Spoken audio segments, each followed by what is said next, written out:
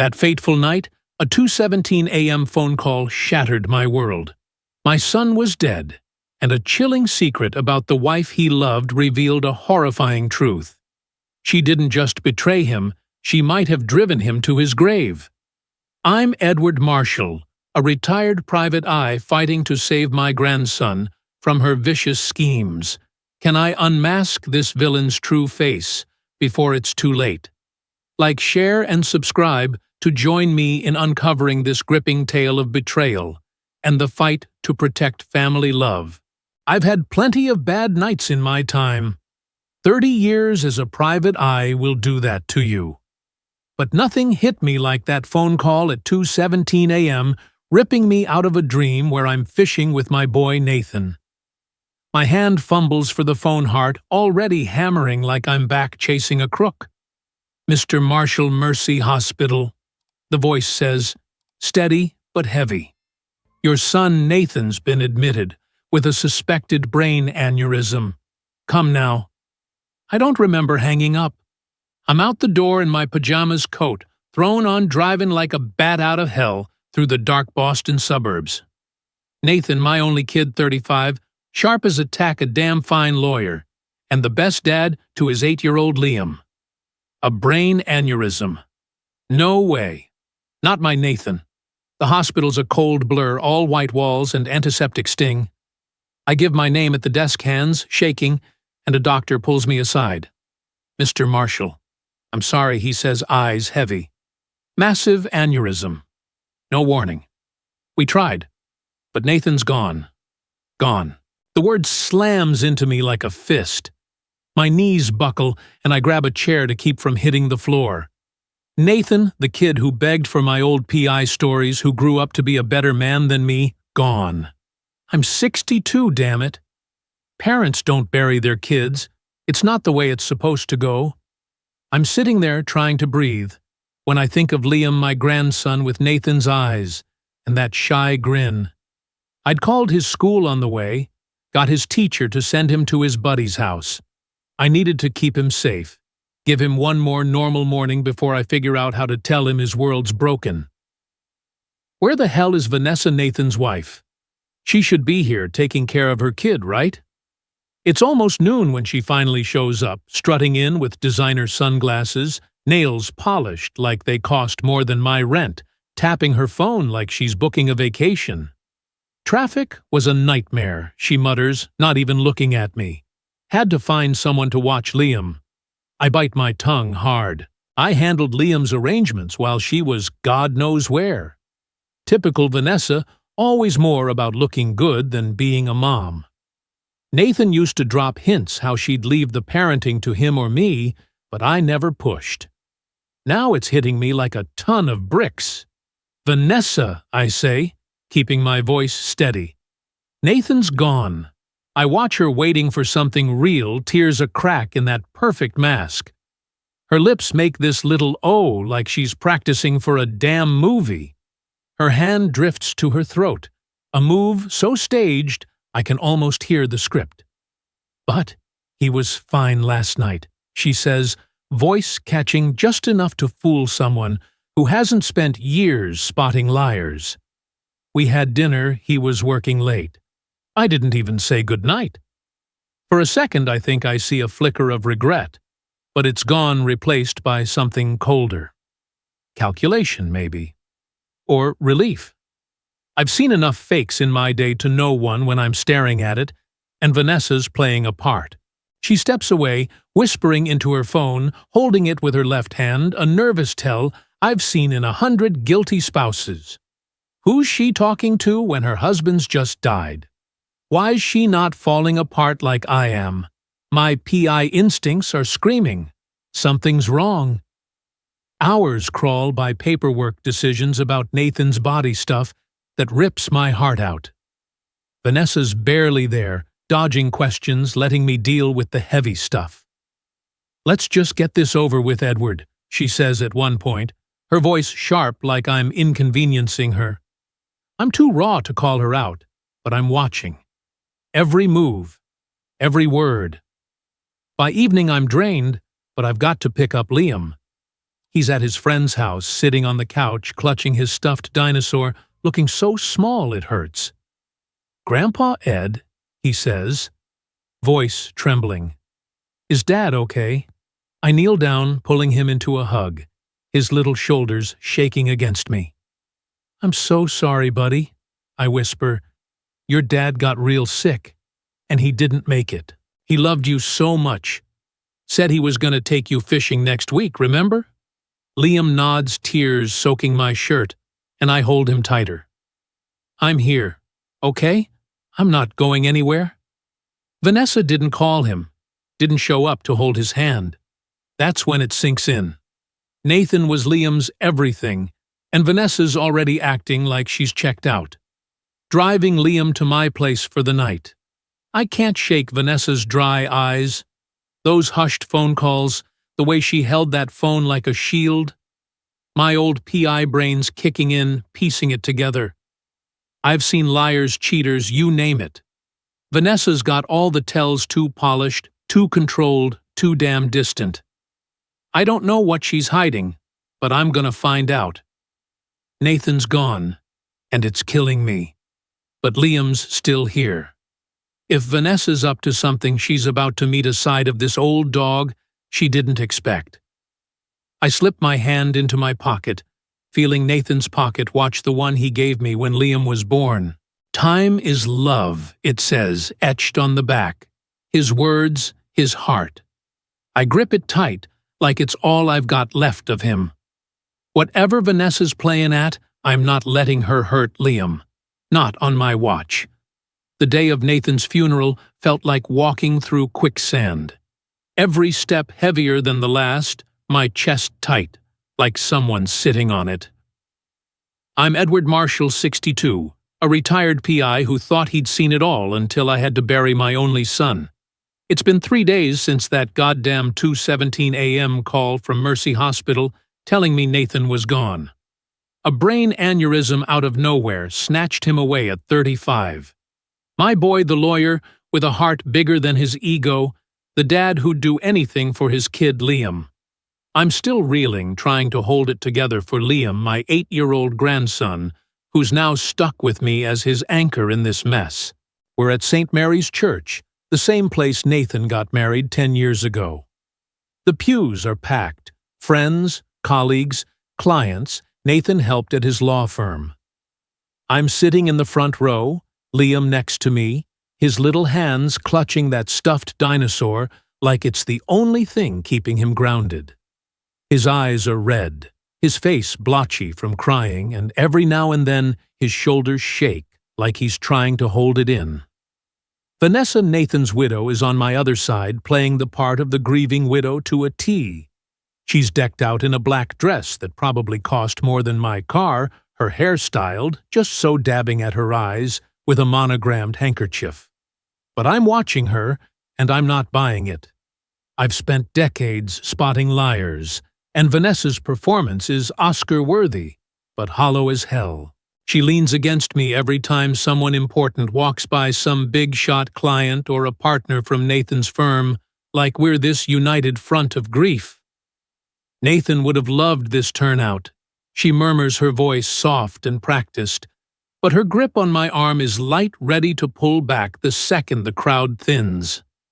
I nod, keeping my face neutral, but I'm clocking every move.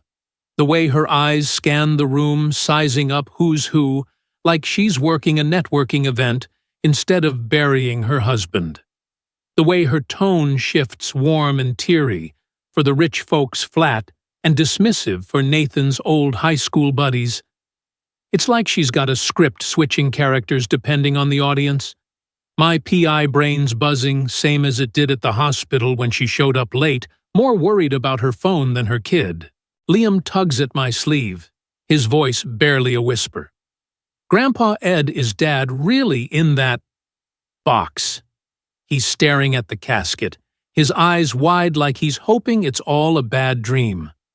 My throat tightens, and I pull him close, one arm around his trembling shoulders. His body's in there, buddy, I say, keeping my voice steady. But the part that made him your dad, his love, His laugh, the way he'd tickle you till you screamed, "That's still with you always." He's watching over you, I promise. Liam nods, sniffling, and I hand him a tissue, wishing I could shield him from this pain. I glance at Vanessa, expecting her to jump in to say something to her own son, but she's busy murmuring to some guy in a fancy suit, her handkerchief forgotten. Then she leans across me, her voice sharp. "Liam, sit up straight. People are watching." I feel Liam stiffen under my arm, his small body shrinking a little like he's used to her snapping at him. My blood boils, but I keep it locked down. Who the hell cares about appearances when your kid's heart is breaking? I shoot her a look, but she's already back to her phone, texting under the pew like it's just another Tuesday. I'm starting to see the real Vanessa, not the wife Nathan thought he married, but a woman who's more about the show than the substance. The service drags on, filled with stories about Nathan. A client talks about how Nathan slashed his fees to help her keep her house during a messy divorce. An old friend from law school chokes up saying Nathan was the only guy who'd take a discrimination case no one else wanted. Each story's a knife to my heart, but also a reminder of the man my son was kind, honest, always fighting for what's right. I store every word knowing Liam will need these stories someday.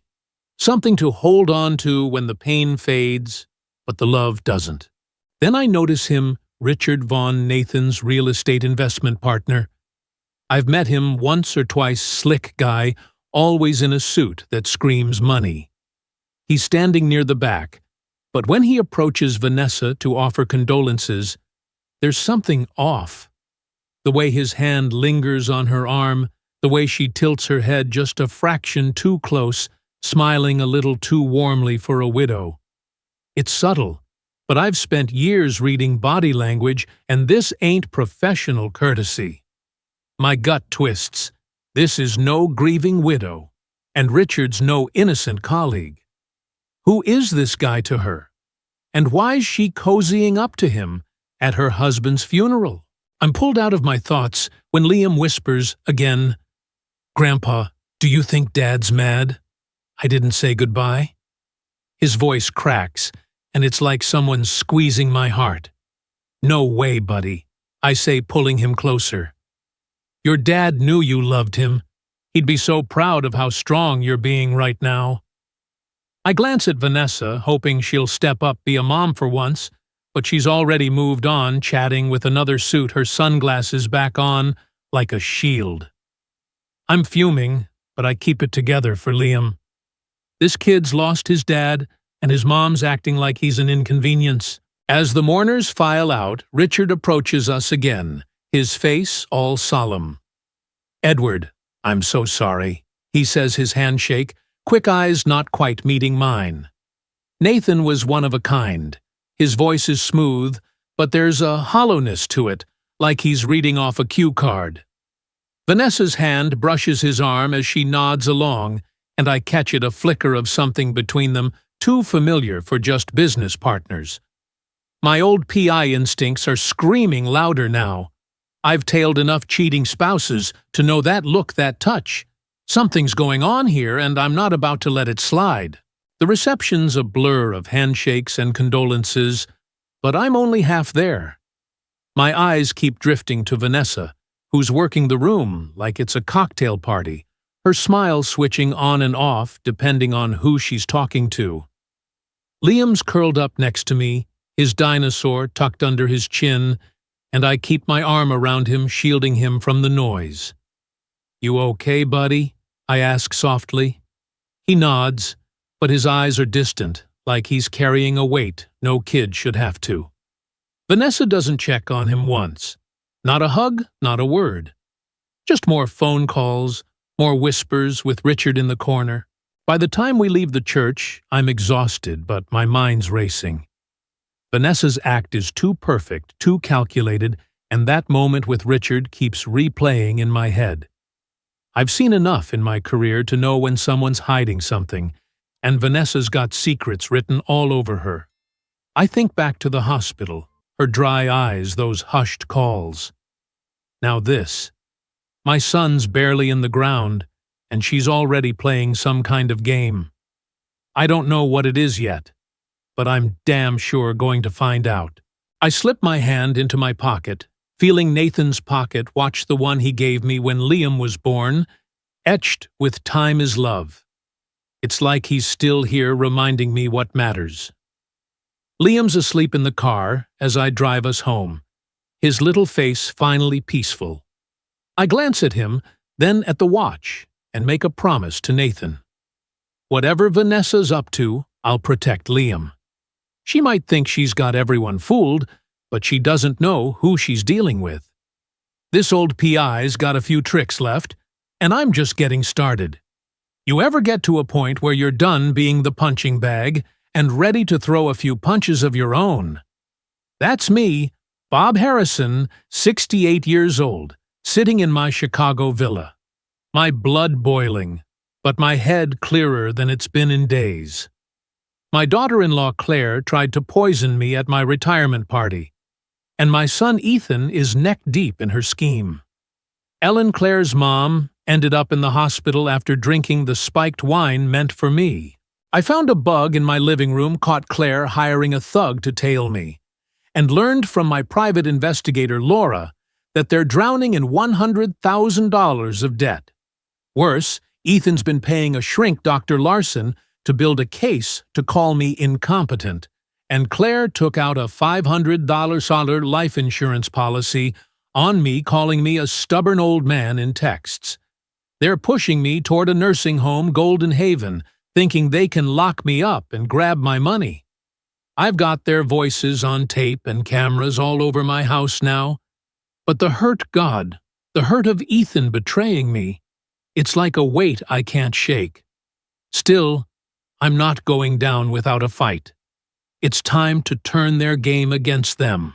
It's a chilly morning, 3 days after that alley chase that left my heart pounding.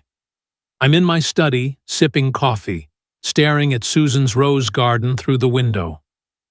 My phone pings with a text from an unknown number. Don't sign anything. They're lying to you. My pulse jumps.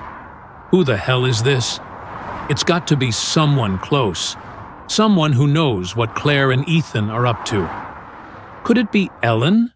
Maybe piecing things together from her hospital bed? Or someone else who's seen their true colors? I don't reply, but that message lights a spark in me. For the first time in this mess, I feel like I'm not alone. Someone's got my back, and that's enough to push the hurt aside and get my head in the game. Claire and Ethan think they're playing chess with a pawn, but I'm about to show them I'm the damn king. I call Claire and Ethan, keeping my voice soft like I'm worn out. Hey, I say when Claire picks up, I've been thinking about what you said. Golden Haven sounds good. I'm ready to talk about signing those papers. Claire's voice lights up, all fake warmth. Oh, Bob, that's wonderful. We just want you safe. I can practically hear her smirking through the phone. Ethan chimes in, sounding nervous but eager. Yeah, Dad, it's the right move. We can come by tomorrow with the paperwork. I nod to myself, a grim smile spreading. Sure thing. Let's make it official. How about a family meeting here, say Friday? We'll get it all sorted. They agree way too quick, like kids who think they've hit the jackpot. Keep dreaming, I think. They're walking right into my trap. I hang up and call Thomas, my lawyer, the guy who's been my rock for 20 years. Bob, you sure about this? He asks when I tell him the plan. You're playing with fire. I know I say, but I'm not letting them burn me. Those fake power of attorney papers ready? Thomas confirms they're set documents that look legit, but only give Ethan control over a bank account with a single buck in it. I've also got trusts locking down your real money, he adds. No one's touching it without your signature. I feel a rush of relief, like I'm finally one step ahead. Good, I say. And Thomas, set up a meeting here Friday. I want you there when I spring this on them. He chuckles a rare sound. You're a tough old bastard, Bob. Damn right I shoot back, and for a moment, I feel like the guy who built an empire from nothing. That anonymous text keeps nagging at me, though. Who sent it? It's a lifeline, a sign I've got an ally out there, and it's giving me the guts to push forward. I'm not just fighting for me anymore. I'm fighting for Susan's memory, for Lily, my granddaughter who's out there chasing her dreams at Northwestern. I sit at my desk and pull out a notepad, writing a letter to Lily. Hey kiddo, I write things are messy right now, but I'm handling it. Stay focused on school and know I'm proud of you. Whatever happens, you're my reason to keep going. Love, Grandpa. I seal it, address it to her dorm, and slip it into my mailbox for pickup. I don't want her caught in this crossfire, but I need her to know I'm still here, still fighting. Writing that letter feels like a promise to her, to myself, that I'm not letting Claire and Ethan win. My mind drifts back to Ethan, and the hurt crashes over me again. I keep seeing him as a kid running to me with a broken toy, trusting me to fix it. I paid for his college, his house bailed him out when his business went south. And now he's paying a shrink to say I'm losing it. That text Claire sent him, stubborn old man, burns in my brain. They think I'm too old, too weak to fight back. It's not just betrayal. It's like they're erasing everything I've been to them. I want to call Ethan, scream, ask how he could do this to his own dad. But I know that'd just tip them off. Instead, I channel that pain into focus. They're not just after my money, they're after my life, my freedom. And I'm not giving it up without a hell of a fight. I spend the day planning the fake family meeting. I call Laura, tell her to be ready, with every scrap of dirt she's got. Texts, call logs, bank records. I want it airtight, I say. When I bring them down, I want it to stick. Laura's voice is steady. You got it, Bob. I'll have everything by Friday. I check the security cameras on my phone app, making sure they're recording. That bug in my living room, I left it there, letting Claire think she's still got eyes on me. I even walk past it, muttering about feeling tired and ready to let go just to keep her smug. But inside, I'm anything but tired. I'm pissed, I'm sharp, and I'm ready to turn their whole damn plan into their worst nightmare. As night falls, I sit in my study, staring at Susan's roses glowing under the moonlight. That anonymous text is like a lifeline, giving me hope I'm not alone in this. Maybe it's Ellen, maybe someone else, but it's proof Claire and Ethan aren't as slick as they think. I've spent my life outsmarting people who thought they could take me down, and I'm not stopping now. Friday's coming, and when Claire and Ethan walk through my door, they'll think they've won. They're wrong. I'm Bob Harrison, and I'm about to show them what happens when you underestimate an old man with nothing left to lose. 3 days after Nathan's funeral, I'm still walking around in a fog, like I'm stuck in some bad dream. I can't shake. I'm Edward Marshall, 62, a retired private eye who thought he'd seen every kind of heartbreak, but burying my son. That's a gut punch I'm still reeling from. Nathan, my only kid gone at 35, from a brain aneurysm, leaving behind his 8-year-old son, Liam, and a wife, Vanessa, who's raising every red flag I've got. After what I saw at the hospital and the funeral, her dry eyes, those hushed phone calls, the way she cozied up to that slick real estate guy, Richard Vaughn, I'm on high alert. Something's rotten, and my old PI instincts are itching to dig. I'm sitting in Marcus Tate's law office, a cramped little place downtown with stacks of files and a coffee pot that's probably older than me. Marcus was Nathan's best friend since law school, the kind of guy who'd give you the shirt off his back, but still bill you for it. He's got that tired look in his eyes, like he's grieving Nathan too, but he's all business today. Vanessa's across from me, dressed like she's heading to a board meeting, her nails clicking on her phone until Marcus clears his throat. "All right, folks," he says, pulling out a thick document. "This is Nathan's will. He updated it 3 months ago, and there's some surprises." Surprises. That's not a word you want to hear about your kid's last wishes. My stomach knots up, but I lean forward, hands clasped tight. Vanessa stops texting, her eyes narrowing like she's ready for a fight. Marcus starts reading, and I swear the room gets colder with every word.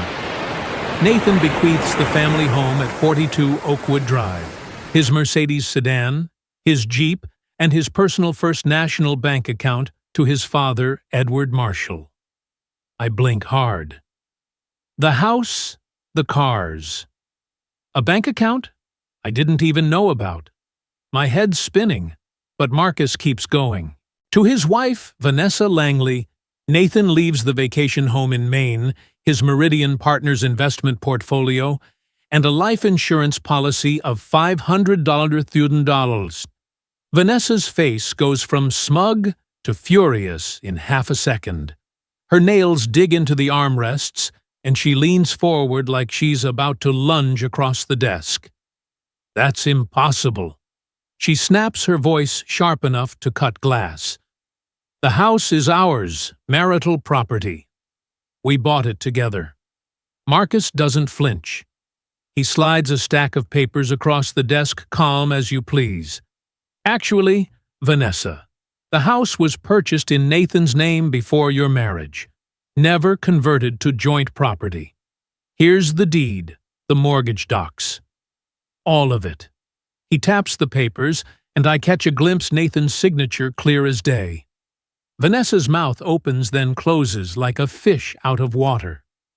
I'm sitting there stunned, trying to process why Nathan would do this. Why me? Why not his wife? What about Liam's college fund? Vanessa demands, her voice climbing. Nathan always said he was setting money aside for Liam's education. Marcus nods, flipping a page. He did. There's a trust for Liam's educational expenses fully funded. But you're not the trustee, Vanessa. Edward is. That's when her composure cracks completely. Her eyes flash, and she turns to me, pointing a manicured finger. "You put him up to this, didn't you?" Some kind of sick power grab. I hold up my hands, keeping my voice level. "I'm as shocked as you are, Vanessa. Nathan never told me any of this, and that's the God's honest truth. I'm still trying to wrap my head around it, but her accusation stings like I'd ever scheme against my own son." Marcus clears his throat, cutting through the tension. "The will was updated 3 months ago, Vanessa. Nathan came to me himself, had it notarized, witnessed the whole 9 yards. It's airtight. 3 months ago. I think back, Nathan had been quieter than bringing Liam over for grandpa time more often, looking worn out. I thought it was work stress, but now I'm not so sure." Vanessa's eyes narrow to slits. "He wasn't himself," she says, her voice dropping to a calculated calm. "He was stressed, working late. This isn't what we discussed. There's been a mistake." Marcus just shakes his head. "No mistake." Nathan knew exactly what he was doing. She grabs her purse and storms out, muttering about calling her own lawyer. The door slams, and Marcus lets out a long breath, turning to me. "Ed, there's one more thing," he says, his voice softer now. He hands me a sealed envelope, Nathan's handwriting scrawled across the front. "Dad, private." My heart skips a beat. He wanted you to read this alone after the will. Marcus says, his eyes full of something like pity. I nod, tucking the envelope into my jacket. Too raw to open it here. Whatever Nathan's trying to tell me, it's big, and I need to be ready. Back at my house, Liam's at school, and the place feels too damn quiet. I sit at the kitchen table, the envelope staring at me like it's got a pulse. My hands shake as I tear it open, and there's Nathan's handwriting, steady and familiar, like he's sitting right next to me. Dad, it starts. If you're reading this, I'm gone, and I'm so sorry to leave you with this mess. My marriage with Vanessa's been falling apart for a while. I found out she's been cheating with Richard Vaughn, her business partner. She's been pulling away from Liam, leaving him with you more and more. I'm scared she'll abandon him completely if I'm not here. The house, the cars, the money, they're not for you, Dad. They're tools to make sure Liam has a stable home, someone who'll put him first. Vanessa's gonna fight you, but don't let her fool you. She's good at playing the victim. I've got evidence, texts, financials, stuff I gave Marcus. Trust your gut, like you always taught me. Protect Liam. I love you both. Nathan. I pressed the letter to my chest, tears burning my eyes. It's like Nathan's voice is in my head, breaking my heart all over again. He knew. He saw through Vanessa's act, saw her for what she really is, a woman who'd choose her own wants over her kid.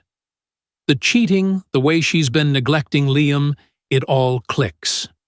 Those late nights Nathan mentioned the father-son weekends that were really about giving him space from her. He was planning for this, protecting Liam even when he knew his own time might be running out. The thought of him carrying that weight alone guts me.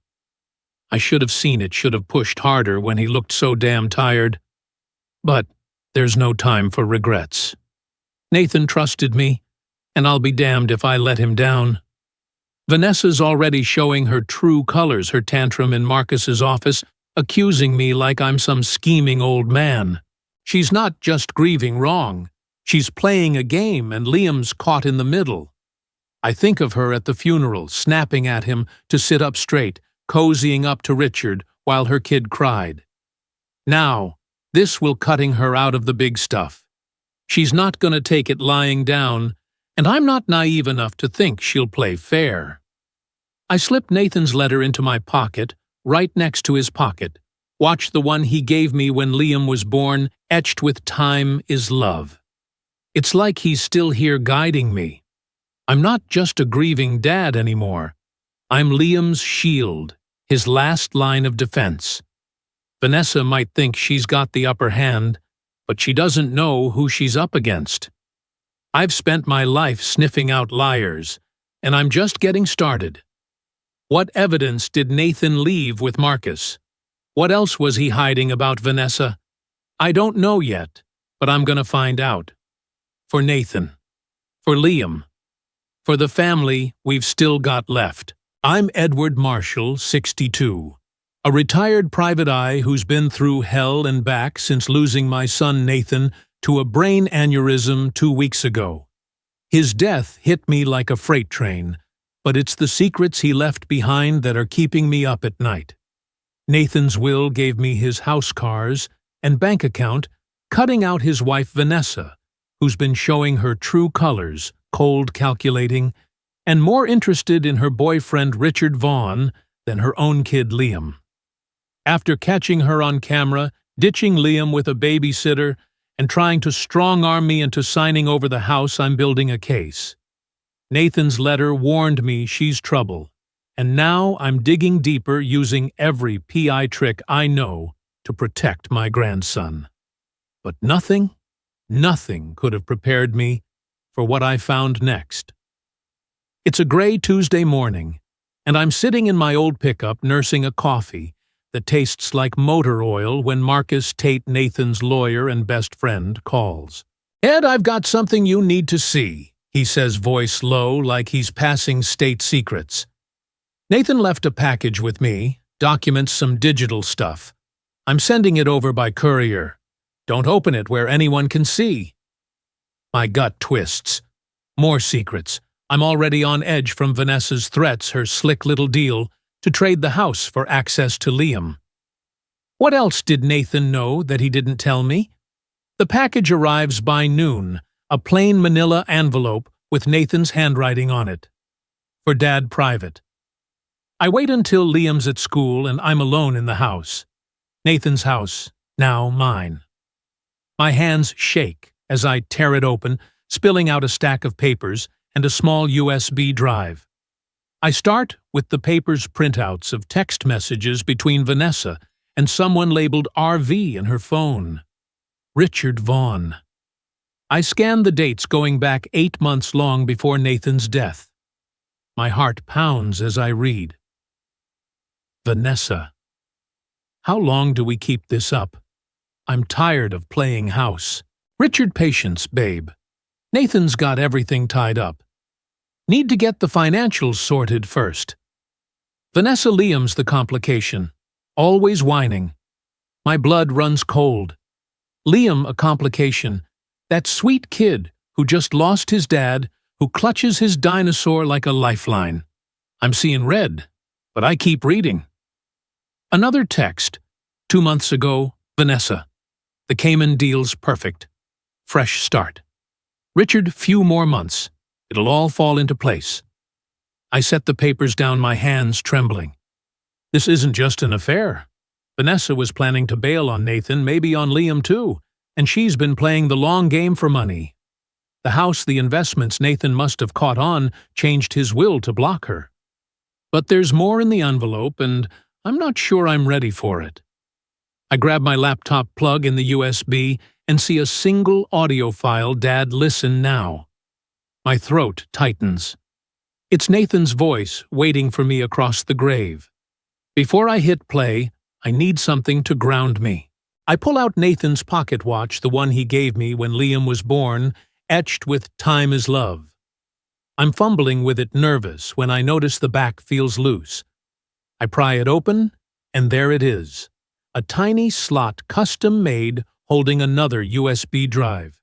This one smaller, tucked inside like a secret. My PI instincts scream, this is it, the real deal. I swap it into the laptop, hit play, and Nathan's voice fills the room, steady, but strained, like he's fighting to keep it together. Dad, if you're hearing this, I'm gone. I'm sorry to dump this on you. Vanessa's been different.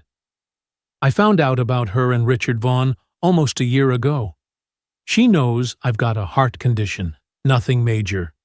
But stress makes it worse. Lately, she's been picking fights, pushing me, like she wants me to break. I don't know if it's intentional, but I'm scared for Liam. If something happens to me, she'll take him and run. I've got evidence texts, bank records. Marcus has the rest. Protect Liam, Dad. You're the only one I trust. The recording cuts off and I'm frozen, my hands gripping the table. Nathan's heart condition. He never told me it was serious, just said he was managing it. But Vanessa knew. She knew, and she leaned into him, stressing him out, maybe pushing him toward that aneurysm. My mind's racing, piecing it together. Was it just neglect? Or something darker? Did she want him out of the way? The thought hits me like a punch to the gut, and I'm drowning in guilt. Why didn't I see it? Nathan was pulling away, bringing Liam to me, more looking worn out. I thought it was just work, but he was carrying this alone, trying to protect his kid. I played the recording again, listening for every nuance in Nathan's voice, the fear, the love, the trust he put in me. It's like he's right here begging me to step up. I'm furious not just at Vanessa, but at myself. I should have pushed harder, asked more questions when Nathan started acting off. But guilt won't help Liam now.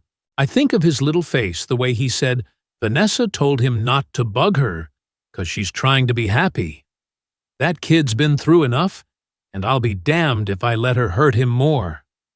Vanessa's not just a bad mom, she might have played a role in Nathan's death. And that thought lights a fire in me. I'm not just protecting Liam anymore. I'm fighting for justice. I grab my notebook, the one I've been using to log Vanessa's screw-ups, her ditching, Liam with babysitters, missing his soccer practice, that slimy conversation where she tried to bully me into giving up the house. I add the texts word for word, and note the recording's existence. My old PI brain's in overdrive building a case like I used to for clients. Vanessa thinks she's got me pegged as some old man past his prime, but she's about to learn I'm not that easy to play. Nathan left me evidence, and I'm going to use it. I think back to Vanessa's performance at the funeral, her fake tears, the way she snapped at Liam to sit up straight, her cozy little moment with Richard. Now, these texts, this recording, it's all falling into place. She's been planning her exit for months, maybe longer, and Liam's just collateral damage to her. What kind of person calls their own kid a complication? My hands clench, and I have to take a deep breath to keep from punching something. I'm not just mad. I'm done. Done letting her think she can manipulate her way through this. I slip the USB and papers into a lockbox under my bed, right next to Nathan's pocket watch. Time is love, it says, and it's like Nathan's reminding me why I'm doing this.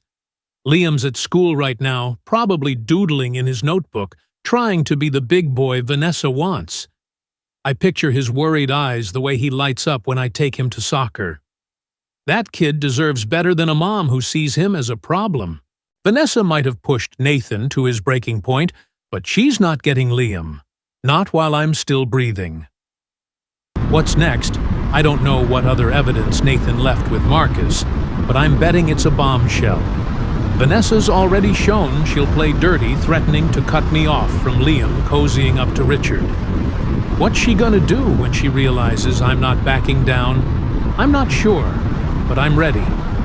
This old PI's got a fight left in him, and I'm playing for Nathan's legacy. For Liam. For the truth.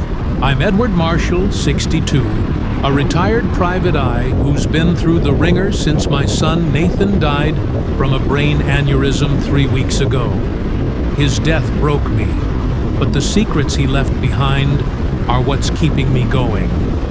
Nathan's will handed me his house cars and bank account to protect my grandson Liam from his mother, Vanessa, who's been showing her true colors, cheating with Richard Vaughn, neglecting Liam, and trying to bully me into giving up what Nathan left.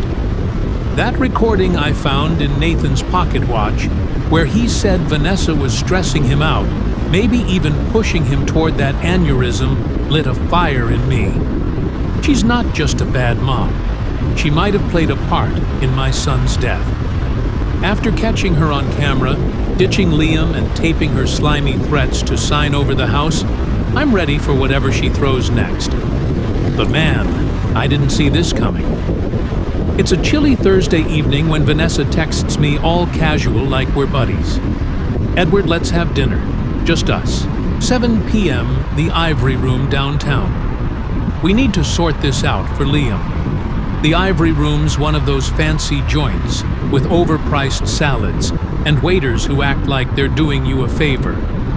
I know she's up to something. Nobody picks a place like that for a heart-to-heart. But I'm curious. What's her next play? I slip my old recorder into my jacket pocket, same one I used to catch her last week. If she's gonna try to pull one over on me, I'm not going empty-handed. I'll be there. I text back, keeping it short. My gut's telling me this is gonna be a showdown.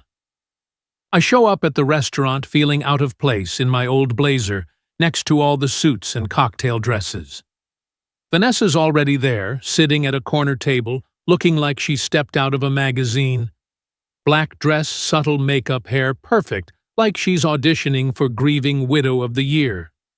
She waves me over, all smiles. "Edward, thanks for coming," she says, air-kissing my cheek, her perfume so strong it could knock out a bear. "I ordered us some wine. Nathan always said you liked a good red." That's a lie. Nathan knew I'm a cheap beer guy, but I let it slide, sitting down with a tight nod. Thoughtful, I say, keeping my voice neutral, but I'm watching her like a hawk. She's setting the stage, and I'm not here to play the fool. The waiter brings the wine, and Vanessa raises her glass, her smile as fake as a $3 bill. To new beginnings, she says, like we're toasting a damn business deal. I sip the wine, barely tasting it, waiting for her to get to the point. She leans in her voice, dropping to that fake sincere tone she's so good at. Edward, these past few weeks have been hell for all of us. Losing Nathan, figuring out how to help Liam cope, dealing with all the complications of the will. I nod, letting her talk my recorder humming quietly in my pocket. It's messy, isn't it? She goes on, swirling her glass. The house, the cars, the accounts. It's not what Nathan would have wanted, not really. I know he wasn't thinking straight at the end. I raise an eyebrow, keeping my cool. What are you getting at, Vanessa? She pulls a folded document from her purse, sliding it across the table like it's no big deal. I had my lawyer draft something simple, she says, her eyes locked on mine, testing me. You transfer the house and cars back to me as Nathan's widow. In return, I'll make sure you see Liam weekends, holidays, whatever works. It's clean, fair, and best for everyone. I pick up the paper, scanning it. It's a legal agreement, all neat and tidy, basically signing away everything Nathan left me, for a promise of access to my own grandson. The balls on this woman. I'm stunned, but I keep my face blank, years of PI work kicking in. That's quite a deal. I say slow, like I'm actually thinking it over. Inside, I'm boiling. She's trying to ransom Liam like he's some bargaining chip. It's generous, Edward, she says, leaning closer, her voice dripping with fake concern. Most women in my position would fight tooth and nail, but I'm trying to keep the peace. For Liam. Then she drops the hammer, her tone turning cold. Don't make this harder than it needs to be. I could make it so you never see Liam again. My blood runs hot, but I force a nod, folding the document and slipping it into my pocket. I'll look it over, I say, my voice steady. Need to make sure it's right for Liam. She smiles, thinking she's got me, but the recorders caught every word. Checkmate, Vanessa. I get home late, my head spinning. Liam's at a sleepover with his buddy, so the house is quiet, too quiet. I pull out the document and call Marcus right away. She did what he says when I tell him about the deal. Send me that paper, Ed. This is gold. It's coercion, plain as day. I email him a scan, then sit at the kitchen table staring at Nathan's pocket watch. Time is love, it says, and I'm feeling Nathan's presence like he's urging me to keep going. Vanessa's playing dirty, but she's just handed me a loaded gun. I save the recording to my laptop, labeling it Vanessa's Deal, and add it to my growing file camera footage of her ditching Liam texts, calling him a complication. Nathan's recording about her stressing him out. She's building her own noose, and I'm holding the rope. The next morning, I pick Liam up from his sleepover. He's dragging his feet, his dinosaur tucked under his arm, looking like he's carrying the weight of the world. You okay, buddy? I ask, buckling him into the car. He shrugs, staring out the window. Mom gave me a new video game yesterday, he says, his voice small. Said it's 'cause she loves me.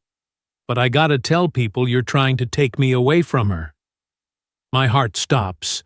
I grip the steering wheel, trying to keep my voice calm. What did she say exactly, Liam? He looks down, picking at his sleeve. She said, Grandpa Ed wants to steal you, but I'm your mom, so you gotta stick with me. Said the game's a reward if I'm good. I'm seeing red, but I keep it together for him. You don't gotta pick sides, kiddo, I say, ruffling his hair. I'm here to keep you safe, no matter what. You tell me anything. Okay? Doesn't matter what Mom says. He nods, but the hurt in his eyes kills me. Vanessa's not just neglecting him, she's trying to turn him against me, using bribes to twist his head. I think of Nathan's voice in that recording, scared she'd abandon Liam. He saw this coming, and it's breaking my heart all over again. I add Liam's words to my notebook, every detail, another nail in Vanessa's coffin. She thinks she can play me, but I'm playing smarter. That document, that recording, they're my ace in the hole, and I'm not letting her get away with this. I slip Nathan's pocket watch into my pocket, feeling its weight. Time is love, he said, and I'm holding on to that love for Nathan, for Liam.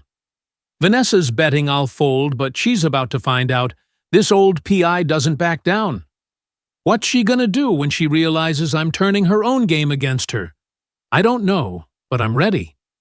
Marcus is already working on the next steps, and I'm building a case that'll make sure Liam stays safe.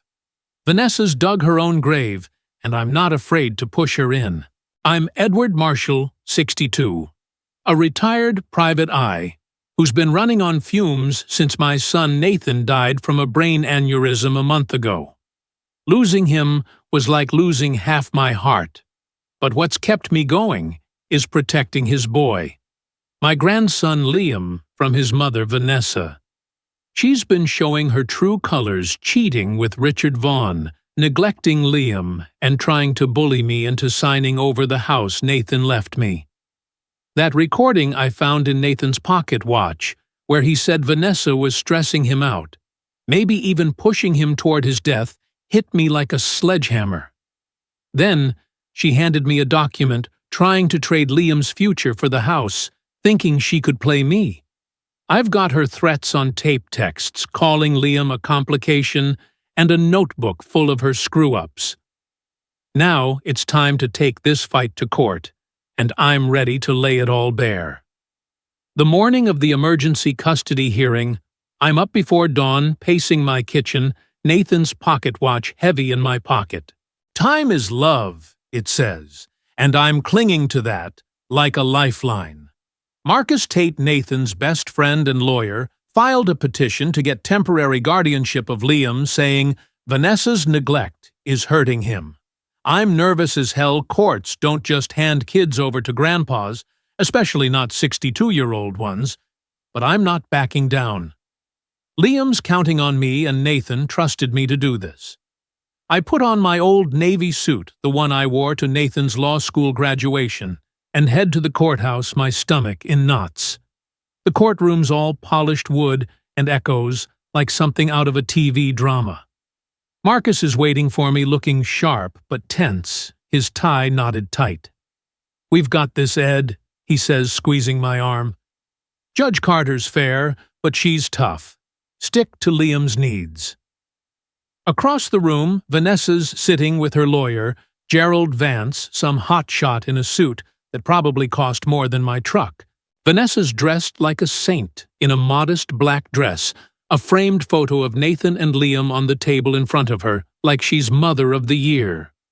Her eyes meet mine, cold as ice, before she switches to a wounded look, whispering to Vance. It's all an act, and I'm not buying it for a second. Judge Carter, a no-nonsense woman in her 60s, takes the bench, her glasses perched, like she's ready to see through everyone's bullshit. "This is an emergency hearing for temporary custody of Liam Marshall," she says, her voice sharp. "Let's keep this focused." Marcus goes first, laying out our case like a pro. He plays the recording from Nathan's pocket watch, and I swear the air in the room shifts when Nathan's voice fills it, saying Vanessa knew about his heart condition and pushed him anyway. Marcus follows with my notebook pages of Vanessa's neglect, like leaving Liam with babysitters to meet Richard, forgetting his asthma meds, missing his school meetings.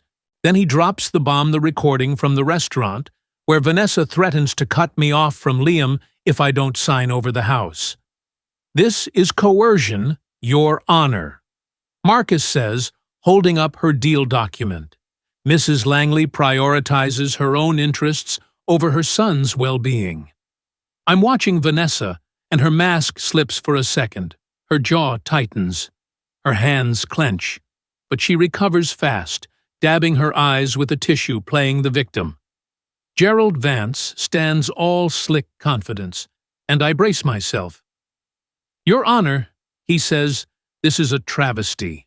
Mr. Marshall is a grieving, unstable old man who's fabricated evidence to steal his grandson from a loving mother. These recordings, this so-called notebook, they're manipulations pure and simple.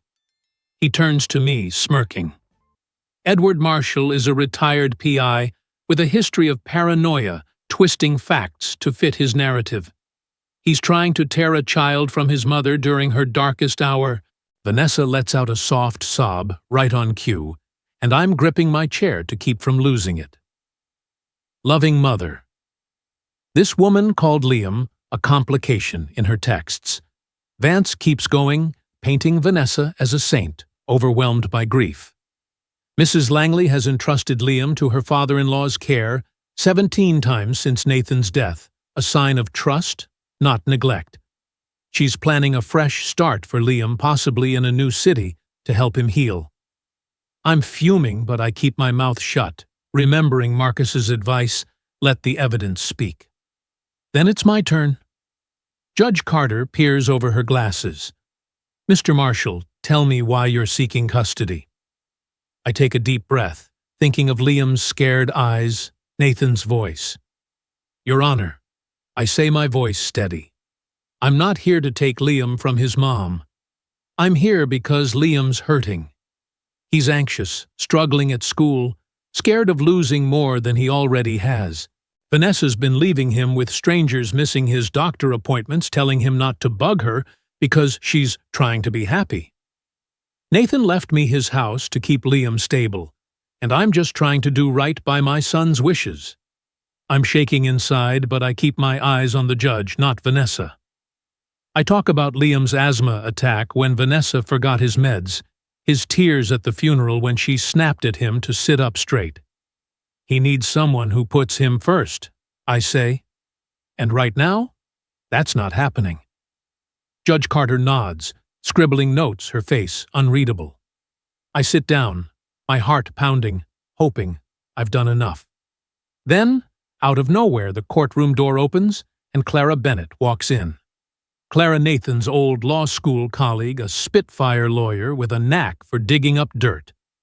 Marcus leans over, whispering, "She called me last night. Said she found something." Clara strides up, handing Marcus a folder, her face all business. "Your Honor." Marcus says, "Standing, we have new evidence." He passes the folder to the judge, a stack of bank statements and invoices showing Vanessa transferred thousands from Nathan's accounts to an offshore account in the Cayman Islands months before his death. These transfers were unauthorized, Marcus says. Mrs. Langley was siphoning funds while Nathan was alive, likely planning to leave with Mr. Vaughn. The courtroom goes dead quiet. Vanessa's face goes white, her tissue frozen mid-dab. Vance stammers, trying to object, but Judge Carter cuts him off. "I'll review this in chambers," she says, her voice like steel. "We'll recess for 1 hour. That hour feels like a lifetime. I'm in the hallway, pacing, Marcus beside me, calm but hopeful. "That was a game-changer, Ed," he says. Clara's evidence shows intent. Vanessa and Vance are at the other end, whispering furiously, her fake tears gone. I'm thinking of Liam at school right now, oblivious to this fight for his future. Did I do enough, will the judge see through Vanessa's act? When we're called back, my legs feel like lead. Judge Carter wastes no time. Based on the evidence recordings documented, neglect psychological reports, and now financial misconduct, I find sufficient cause for emergency intervention, she says. Temporary guardianship of Liam Marshall is granted to Edward Marshall for 60 days, pending a full evaluation. Mrs. Langley will have supervised visitation 3 times weekly. Neither party may remove the child from this jurisdiction. I exhale, my hands shaking with relief. Vanessa's mask cracks completely. She slams her hand on the table, hissing to Vance. This isn't over. Judge Carter raises an eyebrow. "Mrs. Langley, your reaction concerns me. Focus on your son's needs, not personal grievances." As we leave, Vanessa storms past, her eyes blazing. "You think you've won, Edward?" she spits, ignoring Vance's hand on her arm. "You're gonna regret this." I don't flinch, just meet her gaze. "This is about Liam," I say, calm as I can. Marcus steps in, steering me away. "Let's go pick up Liam," he says. "We'll figure out how to explain this." I nod, my heart heavy but hopeful. Liam's safe for now. Nathan's evidence, Clara's bombshell, it all worked. But Vanessa's not done, and I know it. I slip my hand into my pocket, feeling Nathan's pocket watch. Time is love, it says, and I'm holding on to that. Whatever she's planning next, I'm ready to fight for my boy. I'm Edward Marshall, 62, a retired private eye who's been fighting tooth and nail to protect my grandson Liam since my son Nathan died from a brain aneurysm a month ago. Nathan's death gutted me, but his secrets, his will, his letter, that chilling recording, lit a fire under me. Vanessa, his widow, is no grieving mother. She's been cheating with Richard Vaughn, neglecting Liam, and trying to bully me into giving up the house Nathan left me to keep Liam safe. Her latest stunt, handing me a document to trade Liam's future for the house, thinking she could play me like a fiddle.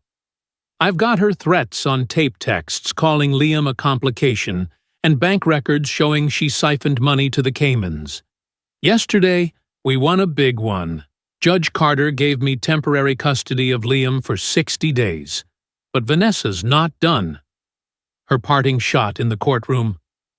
This isn't over. Edward is ringing in my ears, and I know she's cooking something up. I just didn't expect her to go this low. The day after the hearing, I'm still riding the high of that win, but my gut's telling me to stay sharp. Vanessa's not the type to roll over. I'm at Nathan's house, my house now, checking the security cameras I set up weeks ago. Liam's at school, probably doodling dinosaurs in his notebook, and I'm trying to keep things normal for him. Marcus Tate, Nathan's lawyer and best friend, calls me around noon. "Ed, you need to watch your back," he says, voice tight. Vanessa's lawyer, Vance, is filing motions to overturn the ruling. "They're claiming you manipulated evidence." I snort. "Let him try. We've got Nathan's recording your notebook. Clara's bank records. They're grasping at straws. But Marcus isn't done. There's chatter about Vanessa and Richard planning a trip. Something about the Caymans. Keep your eyes open. The Caymans. My blood runs cold. Those bank transfers, Clara dug up Vanessa moving Nathan's money offshore. Is she planning to bolt with Liam? I'm not letting that happen. I head to the house to check for anything she might have left behind. Vanessa still has a key, and she's been in and out grabbing clothes and papers. I'm in the master bedroom poking through drawers when I spot her phone on the nightstand. She must have forgotten it in a rush, odd for someone so glued to her screen. I pick it up, and it's unlocked, open to a text thread with RV Richard Vaughn. My PI instincts kick in, and I scroll, heart pounding. The messages are a gut punch. "Vanessa, we need to move fast. The judge gave him 60 days, but I'm not waiting. Richard flights booked for tomorrow. Cayman properties ready. Bring the kid. Vanessa, Liam's a hassle, but he's leverage. I'll get him from school." My hands shake as I read. Tomorrow. She's planning to snatch Liam and run to a place where U.S. custody orders are just paper. I checked the timestamps last night after a string of angry texts where Richard says, "You're letting this old man ruin everything." And Vanessa fires back, "I'm handling it." Sounds like they had a blowout and she stormed out, leaving her phone. That's why it's here, her one screw-up, and it's a big one. I snap photos of the texts with my phone, my mind racing. Liam's at school safe for now, but Vanessa could show up any minute. I call Marcus, barely keeping my voice steady. She's planning to take Liam to the Caymans. Tomorrow. I've got her texts proof. Marcus curses under his breath. "Send me the photos." I'm calling Clara. We need to move fast. Clara Bennett Nathan's old law school buddy saved our asses in court with those bank records. I text her the screenshots, too, my fingers fumbling.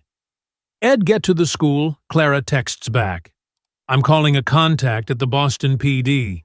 We'll get an emergency order to stop her. I'm in my truck, speeding to Liam's school, my heart in my throat. I keep seeing his face, those scared eyes at the funeral, the way he said Vanessa told him not to bug her. Now she's calling him leverage. I'm so mad I could punch through the dashboard, but I've got to stay sharp. I think of Nathan's voice in that recording saying, Vanessa pushed him maybe to his death. I can't let her take Liam. Not now. Not ever. I grip Nathan's pocket watch in my pocket. Time is love, and it's like he's riding shotgun, urging me on. At the school, I park and run to the office, flashing my ID. I'm Liam's grandpa, Edward Marshall. I pant. Nobody picks him up today except me. Court order. The principal, a kind older woman, nods, checking her system. We got a call from the court 10 minutes ago, she says. Liam's safe. He's in class. I exhale, my legs shaky, but I'm not out of the woods. I call Marcus for an update. Boston PD's got an alert out, he says. Clara's contact pulled strings. They're watching the airport. If Vanessa shows up with Liam, they'll stop her. I wait at the school, keeping an eye on the parking lot, my phone buzzing with updates. Clara texts cops are at Logan Airport. Vanessa and Richard bought tickets for a 6 p.m. flight. My stomach knots. It's 3 p.m. now. Liam's out soon. I'm not letting her near him. When the bell rings, I spot Liam bounding out, his backpack swinging. Grandpa Ed, he calls, grinning, but his smile fades when he sees my face. What's wrong? I kneel down, forcing a smile. Nothing, buddy. Just sticking close today. How about we grab some ice cream? He nods, but his eyes are worried, like he senses something's off. I hate that he's caught in this mess, but I keep it light, driving him to my place, checking my rear view for Vanessa's BMW. By 5 p.m., Marcus calls with the news. They got her, Ed. Vanessa and Richard were at Logan trying to board with fake IDs. Cops nabbed them for violating the custody order. Liam wasn't with them. Looks like they were scoping things out first. Relief floods me, but it's mixed with rage. She was ready to kidnap her own kid, use him as a pawn. What now? I ask, my voice hoarse.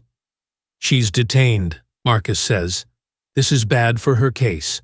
We're filing for permanent custody tomorrow. I hang up my hands, still shaking. Liam's safe, but I'm not celebrating yet. Vanessa's backed into a corner and cornered snakes bite. That night, I tuck Liam into bed, his dinosaur under his arm. Grandpa, is Mom mad at me? He asks, his voice small. I sit on the bed, my heart breaking. No way, buddy, I say, ruffling his hair. Your mom's just lost right now. But you've got me, and I'm not going anywhere. He nods, eyes heavy, and I stay until he's asleep, thinking of Nathan. His recording, his will, his trust in me. It all led to this. Vanessa's plan blew up in her face, and I stopped her, but it doesn't feel like a win. Not when Liam's hurting. I slip the pocket watch out. Its time is love, etching, glinting in the dim light. Nathan's still with us, and I'm keeping my promise. Vanessa's down, but not out. What's her next move, I don't know, but I'm ready for the fight. I'm Edward Marshall, 62, a retired private eye, who's been fighting like hell to keep my grandson Liam safe since my son Nathan died from a brain aneurysm 6 weeks ago. Nathan's death tore me apart, but his secrets, his will, his letter, that gut-wrenching recording gave me a mission. Vanessa, his widow, isn't the grieving mom she pretends to be. She's been cheating with Richard Vaughn, neglecting Liam, and trying to con me out of the house Nathan left to protect him. Her latest stunt, trying to kidnap Liam and bolt to the Caymans, but I caught her texts and the cops nabbed her at the airport. Now she's in hot water, and I'm holding my breath waiting for her next move. I've got temporary custody of Liam, but Vanessa's not the type to go down quiet. Or so I thought. It's a rainy Monday morning when Marcus Tate, Nathan's lawyer and best friend, calls me.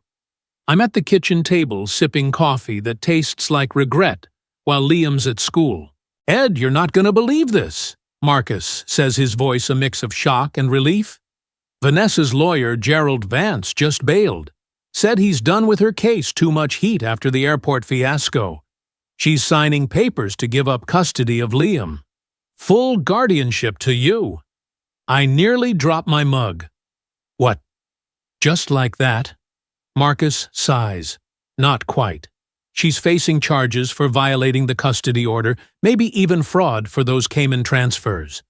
Richard's pushing her to cut and run to Southeast Asia. She's taking the easy way out." I sit there stunned, the words sinking in. Vanessa's walking away from her own kid. After everything, her fake tears, her threats, calling Liam leverage in those texts. It shouldn't surprise me, but it does. My hands shake as I grip Nathan's pocket watch, the one etched with "Time is Love." He saw this coming, warned me she'd abandon Liam. But knowing it and seeing it happen are two different beasts. I'm relieved, sure Liam's safe now, no more court battles. But it's bittersweet. What kind of mother just gives up? I think of Liam's little face, the way he asked if Vanessa was mad at him after she ditched him again. This is gonna break his heart.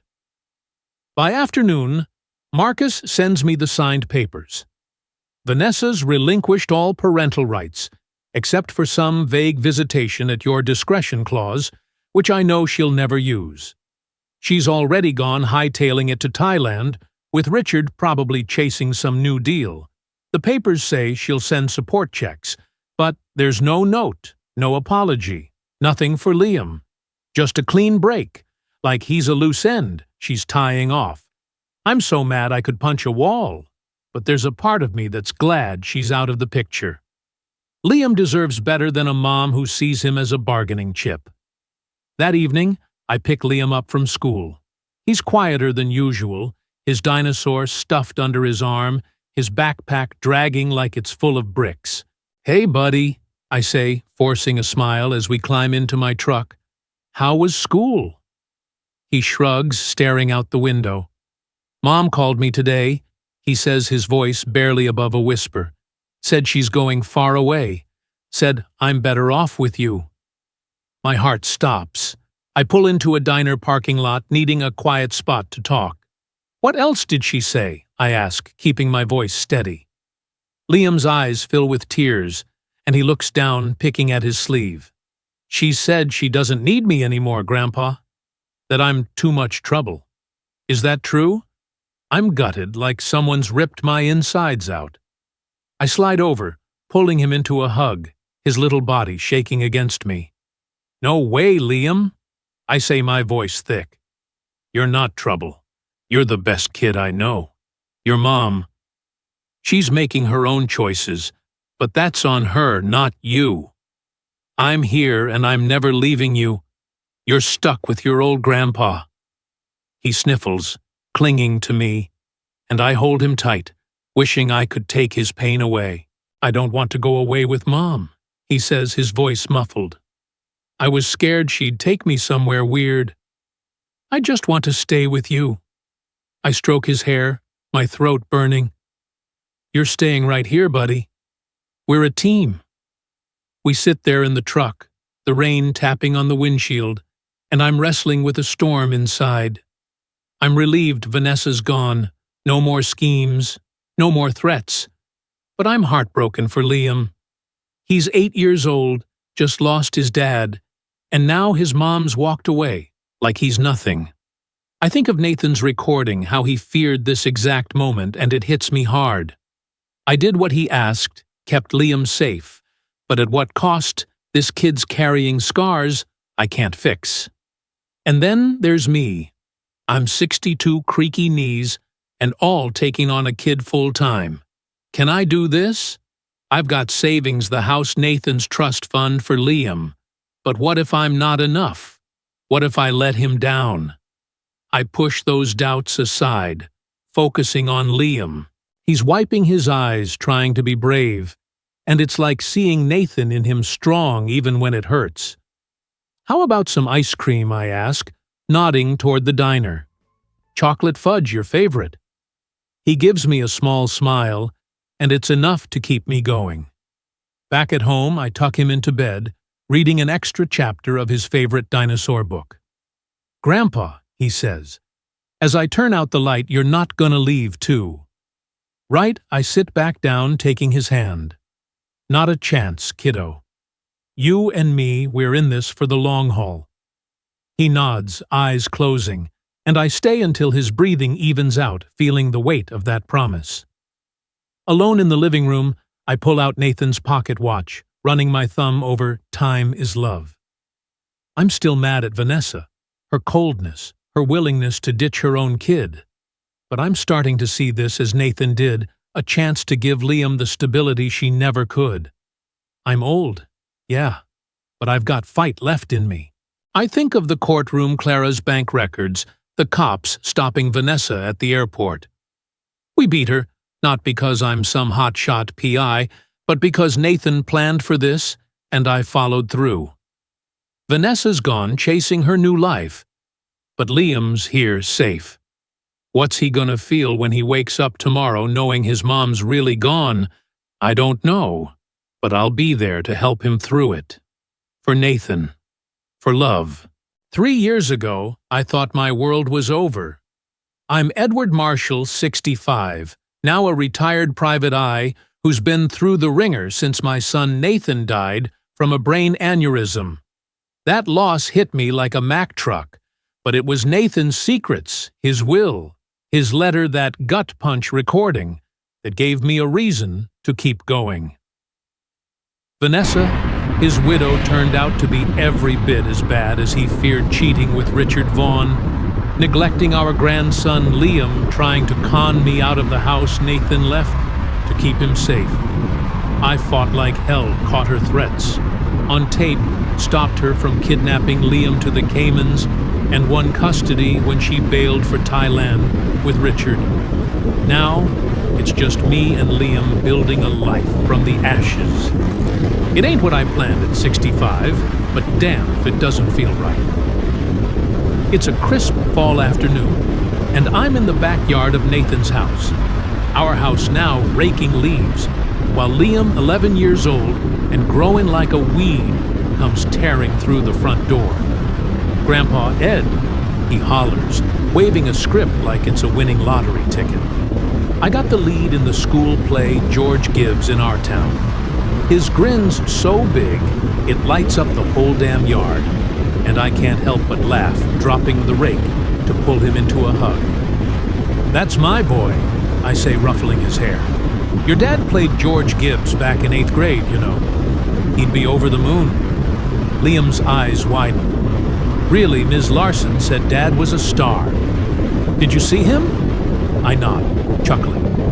"Oh yeah, I've got the program stashed in the attic." He flubbed a line, but still stole the show.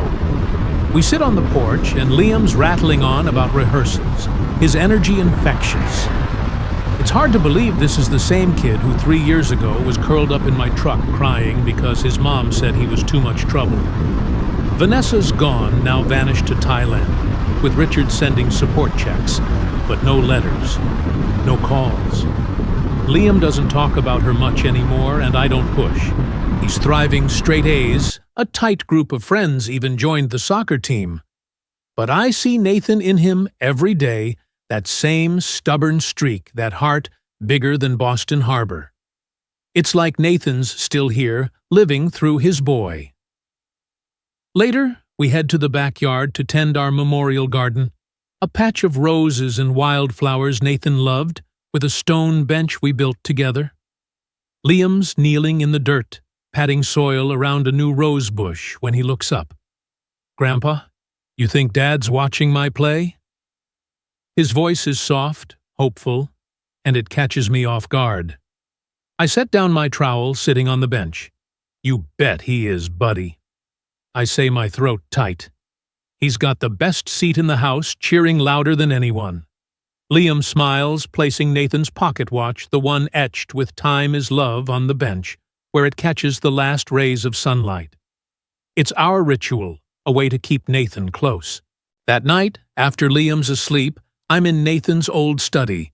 Now our shared space, his law books mixed with Liam's dinosaur models, my coffee mugs next to his soccer trophies. Marcus Tate, Nathan's lawyer, and our rock through this mess, sent over a box of Nathan's personal stuff after the custody fight wrapped up. I've been putting off opening it, not sure I'm ready for another punch to the heart. But something pulls me tonight. I cut the tape, and inside, among old photos and case files, is a sealed envelope, Nathan's handwriting scrawled across it. Dad, when it's resolved. My hands tremble as I open it, knowing this is his last message to me. Dad, it reads, if you're reading this, you've done what I couldn't, protected Liam from a life I saw slipping away. I watched Vanessa pull back, resenting the family we built, chasing something else with Richard. When I found out about her affair, I realized Liam would be collateral damage if I didn't act. I'm sorry for putting this on you, asking you to be a dad again at your age. It's not fair, but I knew you'd step up. You always taught me to see people for who they are, to fight for what's right. You're doing that now, and I'm so damn proud. Tell Liam stories about me, the good ones, the screw-ups, the times we laughed until we cried. Teach him about love like you taught me. I love you both more than words can say. Nathan. I press the letter to my chest, tears streaming down my face. It's like Nathan's right here, his voice clear as day, and I'm sobbing for the son. I lost the father. Liam needed the man who saw this coming and trusted me to carry on. I think back to those dark days, the hospital Vanessa's fake, tears her threats that moment in court when Clara's bank records turned the tide. I was scared I'd fail, that I was too old, too broken to raise Liam. But Nathan knew I could do it. And looking at Liam now, his confidence, his smile, I know we're making it work. The past 3 years haven't been easy. Liam had nightmares at first, waking up crying for Nathan, asking why Vanessa didn't want him. We worked through it with a great therapist, talking about feelings, not hiding from them. I told him stories about Nathan, how he burned our first batch of pancakes but ate them anyway, how he taught Liam to tie his shoes with that goofy rhyme. We kept traditions alive, Saturday pancake mornings, fishing trips, to Nathan's favorite lake, this garden where we talked to him. Liam's scars are still there, but they're fading, covered by new memories we're building together. I'm not gonna lie, being a full-time grandpa at 65 is no picnic.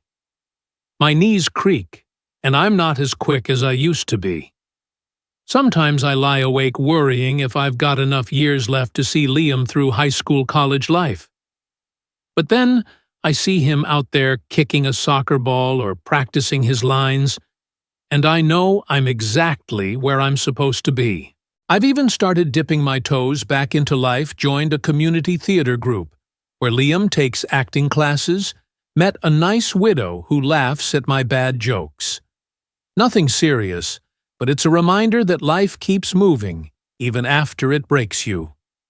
The next day, Marcus texts me, "Court approved the trust fund setup. Liam's college is set just like Nathan wanted. That trust fund, the one Vanessa tried to get her hands on, is locked tight, now ready for Liam's future." I think about Vanessa out there in Thailand, probably sipping cocktails with Richard, not a thought for the boy she left behind. I'm still mad. How could I not be? But it's quieter now, like a fire that's burned down to embers. She made her choice, and it showed who she really is. Liam's better off without her, and I'm here to make sure he knows he's loved. As the sun sets, I'm in the garden, Liam beside me watering the roses. "Grandpa," he says, looking at the pocket watch on the bench, "you think Dad's proud of me for the play?" I smile, my heart full. Proud buddy. He's probably bragging to every angel up there about his star actor. Liam laughs, and it's the best sound in the world. I think of Nathan's letter, his trust in me, his love for Liam. We've built something new, not the family we planned, but one that's real, solid, full of love. Vanessa's gone. Justice is done. But this isn't about winning.